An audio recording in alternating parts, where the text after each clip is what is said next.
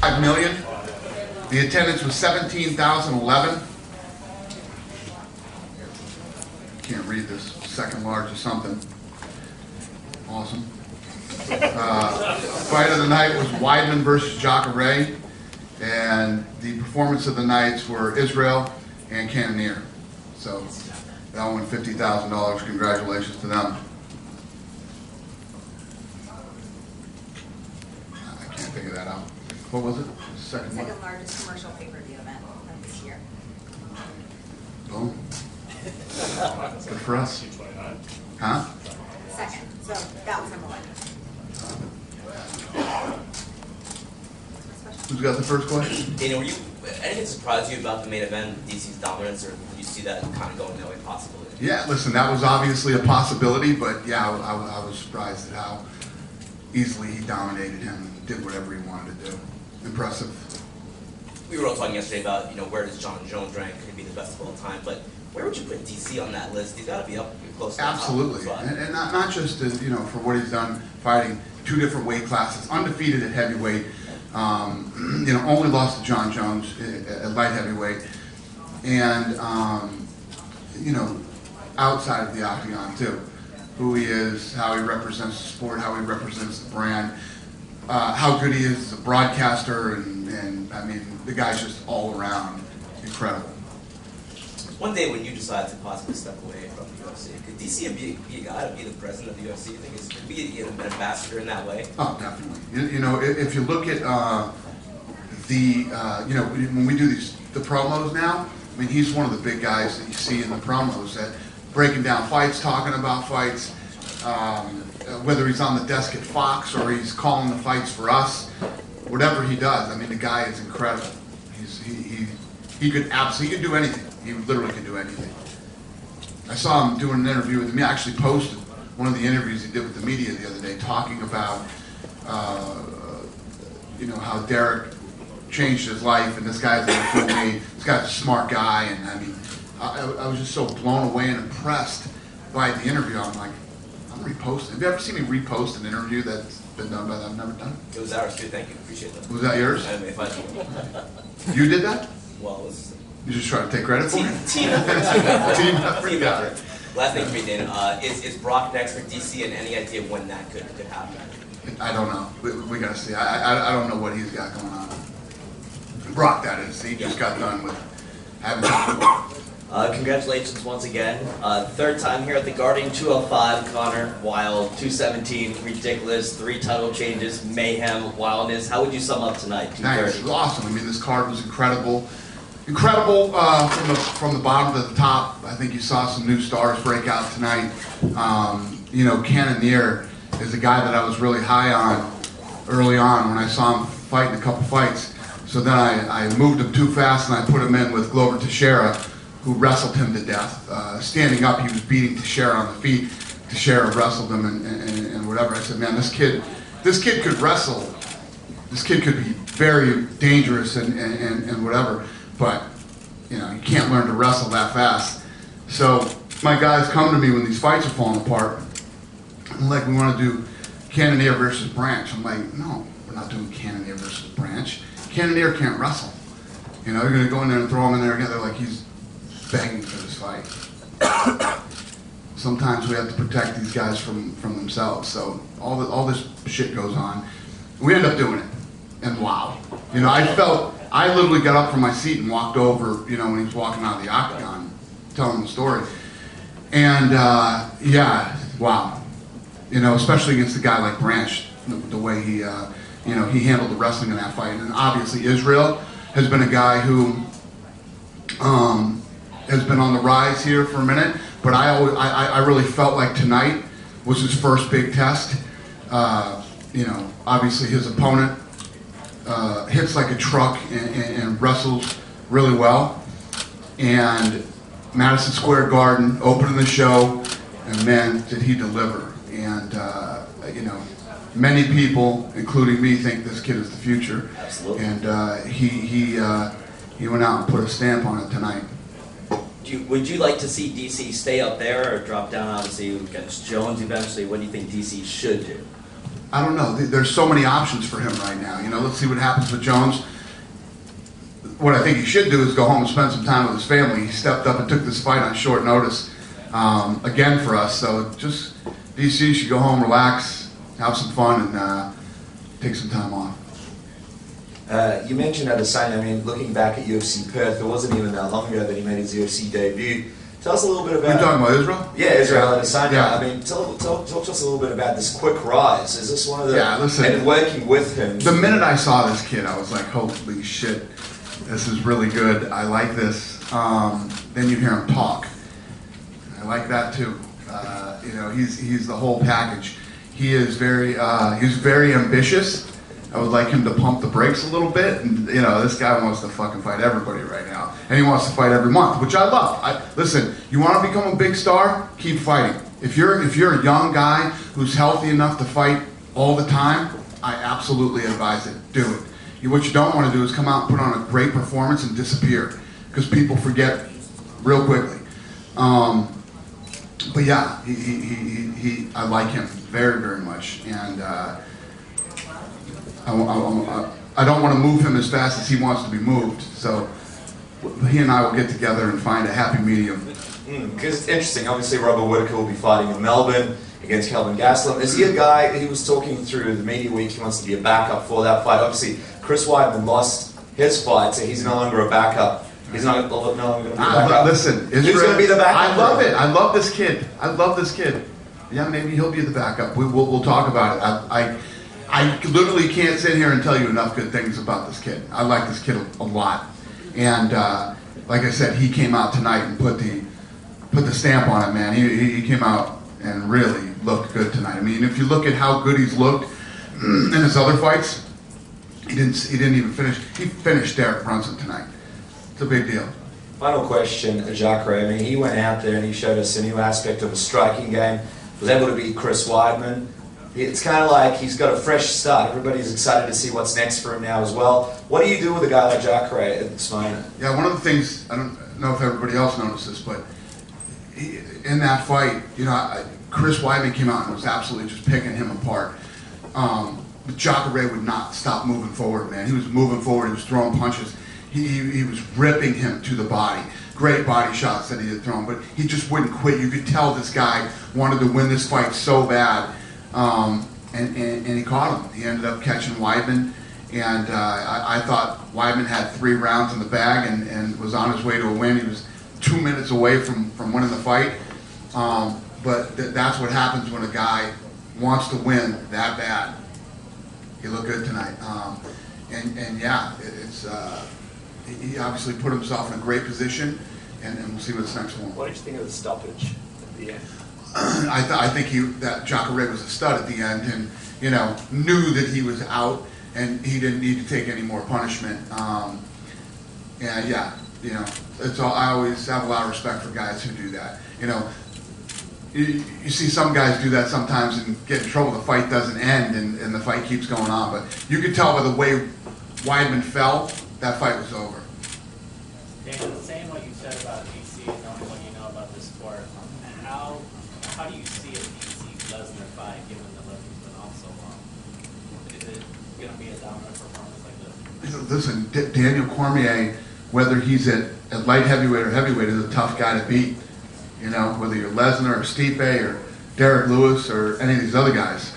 The thing was, for people that, what I've been arguing about all week, was people that are saying he didn't deserve this shot. He's the number 2 ranked guy in the world. Who deserves the shot? He just beat Stipe in the first round. He knocked out the heavyweight champion in the first round. This guy's ranked number 2. He just beat the number whatever guy. Who deserves it if it's not Derrick Lewis? You know, and whether you got 2, 3, 5, 6, 7, Cormier is a beast. He's a handful for anybody. And Brock, including Brock, right? I mean, Brock is Yeah, really up against it. and definitely Brock. Everybody. I said everybody includes Brock. Obviously, with this being the second biggest pay-per-view of the year, Daniel Cormier is a draw for you guys. He seems to think he has 1 fight left. You have a pay-per-view in March. It's 2 weeks before his birthday in Vegas. Does any part of you want to try to convince this guy to stick around? You know, more than 1 fight? No, I never convince anybody to stick around. If somebody thinks they're done if it even crosses their mind that they're done, you'll never hear an argument out of me. When you say you're done, you're probably done. But it's interesting, right? Because it seems like Brock will be the last fight, and you said yesterday, talking about it, you feel like him and Jones probably are going to fight again or something. So what happens here? I mean, if it doesn't happen, you're cool with that? If it's just DC fights Brock and retires, then that's it? I have no idea. If I was a genie, I could tell you that, but I'm not. We got to see how all this stuff plays out. Like I said, I think Cormier should take some. I really appreciate him stepping up and taking this fight, and you know, he needs to take some time off and spend some time with his family and heal his body up. And you know, you think about Cormier. This guy's been doing this for a very long time. You know, wrestling and mixed martial arts, and you know, he's going to be 40 years old soon. He's got a lot of wear and tear on his body. Take some rest. He's an absolute freak, man. He's such a talented guy, and when I say talented, I mean in every way, shape, or form. He's a talented guy. We had Ben Askren to come backstage tonight. He was in the house. Did you have a chance to speak with him? Yeah, we just talked when I was. This guy thinks I hate him and all this. If I hated you, why would I do that? I'm the one that did this deal. I'm the one that came up with this deal. This was my idea. Why would I do this if I hated you so bad and didn't want you to be here? It makes no sense. Did you unblock him on Twitter? I didn't even know that he was blocked on Twitter. Yeah, it like wasn't my first priority. You know, I've been doing some shit. You know, I've been busy. But yes, I had my girl that does it unblock him on Twitter.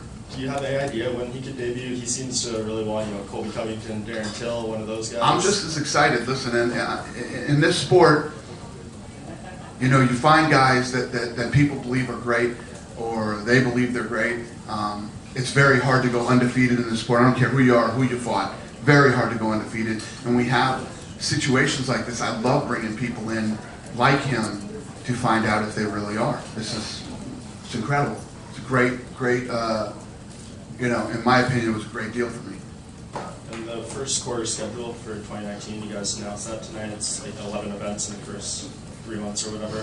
Can you just talk about how everything came together for that, the transition to ESPN, and, you know, is there any fights being made at that point for that first big ESPN show in Brooklyn? Yeah, we're working on all that stuff now. Actually, this fight had a lot to do with what was going to go on there. So we're, you know, we wanted to get this one behind us, and we'll be back in the office Tuesday making fights and getting ready for the first of the year.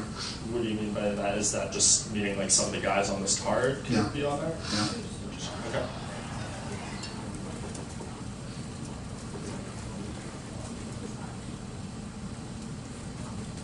Couple quick questions for some of the losers, unfortunately, in this. Weidman, it's been rumored maybe if he lost back, it might be his last attempt at 185. Maybe he moves up a division.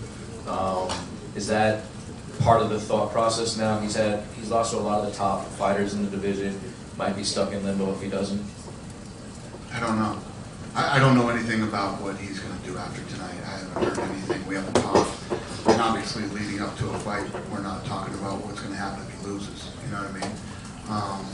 You know, Weidman will go home, probably take a couple weeks, and you know, shake this off, and then start talking about what's next for him. And with Lewis, you know, losing to Cormier is, you know, everybody's awesome except for one person, obviously. Right. So it's not the end of the world. Not terribly damaging to him to lose to the champion. Are there thoughts of who you know, Ngannou, Stipe, just whomever just happens to fall in his lap in a few months? Who? Derrick? Yeah. I don't know. We'll see. We'll see what happens. You mentioned that Adesanya is very ambitious, but you want him to pump the brakes a little. There was something on the UFC Twitter right after the fight about him possibly fighting Rockhold soon. Would you like him to fight that high caliber of an opponent next, or would you like him to kind of work his way up through the middleweight division? That's absolutely not true, and that probably was something that was, you know, who should he fight type thing. Should it be Rockhold? Should it be this? Yeah, it's not true. We have an opponent in mind for him. Yeah. It's not Rockhold. Does his rise remind you at all of Connor's rise, with just like calling people out, talking smack, and, you know, beating opponents that are favored against him, fighting off? I think it's totally different. I think he's a completely different person than Connor. He has a completely different personality than Connor. He's very different. It's obviously a very different fighting style than Connor. I wouldn't compare those two at all. Would you consider doing something with him and Whitaker in Australia or New Zealand in the future, considering they're both from that area? Well, he was just saying, the gentleman over here was saying that Israel wants to be the backup on that card. Yeah. So we'll see. Have you talked to Diaz at all about tonight? No. Do you have a message for him No. regarding the 165 or anything like that, even after all these weeks? No. Do you think that, would you like to see him versus Dustin in the future still happen? I'm not interested. Listen, I've explained this 100,000 I know, times. okay. We have a guy who loves the Diaz brothers. He tried to make this fight. This fight did not happen tonight. You know, we call those guys and we offer them fights. So no regrets. I mean, the card's still dominated, still crushed without him. So I'm very happy. there it is. Actually forgot he was supposed to be on the card. My man. Yeah. There, over here. Yep. It's a bit of a change of pace. Fight weeks, obviously. There's a lot of animosity in the previous fight week. How nice and relaxing is it for you to just have a calm, smooth sailing and almost jovial fight week? I'm sorry. Say that again. Amazing. I'm deaf, man. You got to just talk a little louder. I'm saying the last fight week there was a lot of animosity between obviously Conor and Khabib. This one's the complete opposite. Right. How nice is it to have a nice jovial fight week? Listen, it is what it is. I mean, I say it all the time. It's the fight business. You're gonna have people that don't like each other. Israel and Brunson weren't very friendly with each other. They you know, there was some animosity between those two, but that's normal. This is people fight for a living, and you're gonna have, you know, the guys that don't like each other, and you're gonna have the guys that totally respect each other and have no problems. You know, it's all good to me. You know, the thing is that we were prepared for the whole Khabib thing. We were ready for all the stuff that happened. I didn't let fans come to that first press conference, and I was absolutely right not to let fans come to that thing. Then we were ready for anything that could possibly happen, and Khabib slipped through that one guy's arms and got over that fence, and you know, but even when he did, we had the whole thing wrapped up in 40 seconds. You know, less than 40 seconds. I didn't put the belt on him. Nobody was throwing things till he got to the tunnel. All good. Well, you touched on the lightweight division there. Obviously, it's nearly been a month since everything that happened in Las Vegas. Have you had any thoughts on how you're going to proceed with that?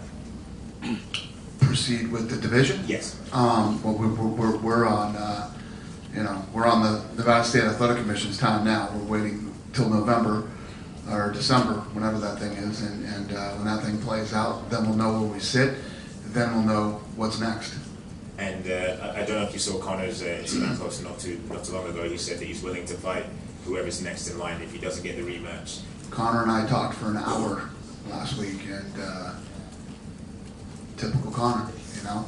I would love an immediate rematch. I want to fight him again, but I'll fight whoever I got to fight to get back to him if that's not the case. And the final one for me, John Jones is back now. Do you believe this is do or die for him now? Obviously, all his past transgressions. Do I think that what? This is his last chance. Yeah, I mean, if John Jones had another mistake leading up to this fight, it would be, you know, just, it would blow his career. Yeah. Just speaking of the welterweight and lightweight division, have you had any contact with George St. Pierre? And obviously with Ben Askren in here, a big dream fight has always been Askren versus GSP. Would that at all be considered in thinking about what could be the first fight? We haven't talked to GSP at all, no. And just on Luke Rockhold, obviously he was really drawn to go back to middleweight because of this rivalry with him and Chris Weidman. Now that Weidman's lost, and we know the complications that he has with some of these weight cuts, would you be looking at possibly putting him up and letting him go up to light heavyweight and possibly fight a guy like an Anthony Smith or someone like that? I've always been cool with that. He's having problems with his leg. You know, he's got bigger issues than where he wants to fight. Every time he gets better and tries to get into camp and get in shape, his leg keeps splitting open. So he's got to figure that out before we can even think about another opponent for him. Since Habib came up, I know we have to wait for the commission thing to unfold, but his team did come out and say that if he was to fight again, they want a $50 million payday. Is that realistic for him for his next fight? Sure. Come on. What is realistic? Huh? What is realistic for him? They know what's realistic for them. They know the answer to that question. It's fun to say though. It's not 50 million. Go ahead. Hi. What's going on with your plans to step in the boxing world? You said once you wanted to step in the boxing world to do some promotion. What are your thoughts about that? I'm working on it, man. I've been flying around for the last 2 weeks working on boxing deals. So At least one tail or whatever. soon, my friend. Thank you. I'm coming. Good. That opponent that you guys you had in mind for Adesanya, could it be Anderson Silva? Adesanya? Yeah. Anybody is possible right now for him. You did say you had an opponent in mind, though. Oh, I do. Yeah, I do have one. Is that? I'm not announcing it tonight, but I have one in mind. I mean, there's still we still got to talk to, you know. I haven't even talked to Israel yet. He texted me after the fight, and that's it. I haven't talked to him, seen him, nothing. So when I see him, we'll talk. And He's right there. he's in here. What's up, buddy? Pizza back here, so I was eating. Maybe you can ask him now. What's up? How are you, kid? All right, you guys want him next? Yes, he's up next. All right, he's up. Have a great night, everybody.